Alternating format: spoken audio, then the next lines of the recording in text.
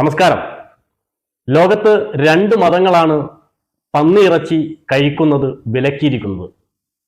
ഒന്ന് ഇസ്ലാം മതവും മറ്റൊന്ന് ജൂത മതവുമാണ്. യഹൂദ മതവുമായി നല്ല ബന്ധമുണ്ട് ക്രിസ്ത്യൻ മതത്തിന്. എന്നിട്ടും ലോകത്തിൽ ഏറ്റവും കൂടുതൽ പന്നിയിറച്ചി കഴിക്കുന്നത് ക്രിസ്ത്യാനികളാണ്. എന്തുകൊണ്ടാണ് ഇസ്ലാം മതവും ജൂതമതവും പന്നിയിറച്ചി കഴിക്കാത്തതും ജൂതമതത്തിനൊപ്പം നിൽക്കുന്ന ക്രിസ്ത്യൻ മതം പന്നിയിറച്ചി കഴിക്കുന്നതും? ഹായ് ഹലോ, ഞാൻ Abhilash. Welcome to True Focus with Abhi. ലേവ്യ പുസ്തകം 11:7-8 വാക്യങ്ങളിൽ പന്നിയെ കഴിക്കുന്നതിനെ കുറിച്ച് തോറ വ്യക്തമായി പറയുന്നു. പന്നിക്കുളമ്പ് പിളർന്നിരിക്കുന്നതായിരിക്കുന്നു. കുളമ്പ് രണ്ടായി പിളർന്നിരിക്കുന്നത് തന്നെയെങ്കിലും അയവിറക്കുന്നതല്ല എന്നതുകൊണ്ട് അത് നിങ്ങൾക്ക് അശുദ്ധമാകുന്നു. മാംസം നിങ്ങൾ തിന്നരുത്, പിണം തൊടുകയും അരുത്, ഇവ നിങ്ങൾക്ക് അശുദ്ധം. ജൂതന്മാർ നൂറ്റാണ്ടുകളായി ഈ വിശ്വാസത്തെ മുറുകെ പിടിച്ച് കഴിഞ്ഞു പോരുന്നവരാണ്. ഇസ്ലാം മതം പറയുന്നത് പന്നി മാംസം ഹറാമാണ് എന്നാണ്. പന്നി മാംസം, ചത്ത മൃഗങ്ങളുടെ ഇറച്ചി, മറ്റു ദൈവങ്ങൾക്ക് പൂജിച്ച ആഹാരങ്ങൾ തുടങ്ങിയവയെല്ലാം ഖുറാനിൽ ഹറാമാണ്.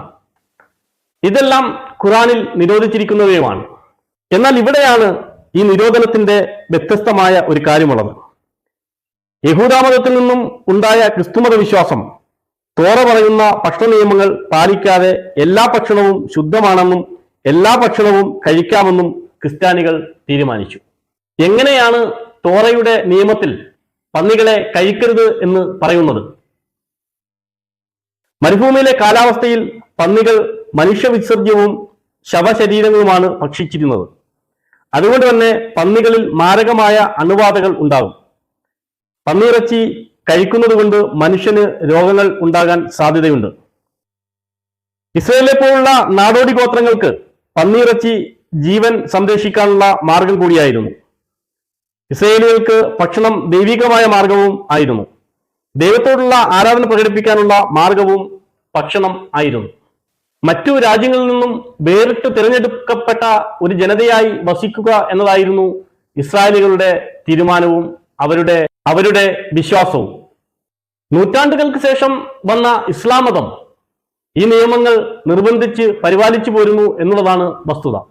എന്നാൽ എന്തുകൊണ്ടാണ് യഹൂദ മതത്തിന്റെ പിൻഗാമികളായ ക്രിസ്ത്യാനികൾ ഈ നിയമത്തെ പാലിക്കാത്തത്? പുതിയ നിയമത്തിൽ യേശു തോറയുടെ നിയമത്തെപ്പറ്റി പറയുന്നത് വളരെ വ്യത്യസ്തമായിട്ടാണ്. മർക്കോസ് 7:18-19 വാക്യങ്ങളിൽ യേശു പറഞ്ഞു, ഇങ്ങനെ നിങ്ങൾ ബോധമില്ലാത്തവരോ പുറത്തുനിന്നും മനുഷ്യന്റെ അകത്തേക്ക് ചെല്ലുന്ന യാതൊന്നിനും അവനെ അശുദ്ധമാക്കാൻ കഴിയില്ല എന്ന് തിരിച്ചറിയുന്നില്ലയോ? അത് അവന് ഹൃദയങ്ങളിലല്ല വയറ്റിലത്രേ ചെല്ലുന്നത്, പിന്നെ മറപ്പുരയിലേക്ക് പോകുന്നു. ഇങ്ങനെ സകല ഭോജ്യങ്ങൾക്കും ശുദ്ധി വരുത്തുന്നു എന്ന് യേശു പറഞ്ഞു. ഇങ്ങനെ പറഞ്ഞുകൊണ്ട് യേശു പുറമേയുള്ള ശുദ്ധിയിൽ നിന്നും മനുഷ്യന്റെ ഉള്ളിലെ വിശുദ്ധിയിലേക്ക് ശ്രദ്ധ തിരിച്ചു.